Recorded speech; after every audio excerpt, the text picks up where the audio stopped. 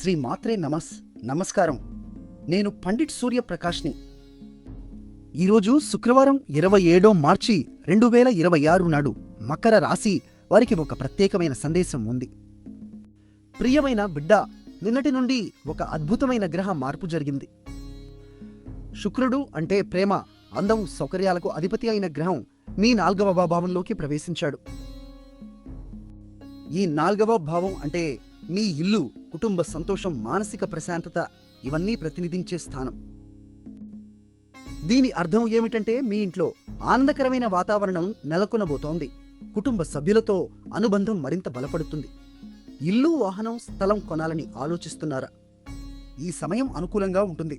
కానీ ఒక విషయం గుర్తుంచుకోండి, శుక్రుడు మేషం రాశిలో ఉన్నాడు. ఇది అగ్ని రాశి, గురుక్లిస్టు హారే. కాబట్టి ఇంట్లో చిన్న చిన్న అభిప్రాయ భేదాలు, ముఖ్యంగా భార్యాభర్తల మధ్య త్వరగా రావచ్చు. ఓపిక పట్టండి. గొంతు పెంచకుండా ప్రశాంతంగా మాట్లాడితే శుక్రుడి పూర్తి అనుగ్రహం మీకు లభిస్తుంది. ఈరోజు పునర్వసు నక్షత్రం అంటే పునర్జన్మ, కొత్త ఆరంభాలకు సంకేతమైన నక్షత్రం నడుస్తోంది. కాబట్టి మీ ఇంటిని అందంగా అలంకరించుకోండి. కుటుంబంతో కలిసి భోజనం చేయండి. ఈరోజు శుక్రవారం కాబట్టి లక్ష్మీదేవికి తెల్ల పువ్వులతో పూజ చేస్తే ఇంట్లో సౌభాగ్యం మరింత వృద్ధి చెందుతుంది.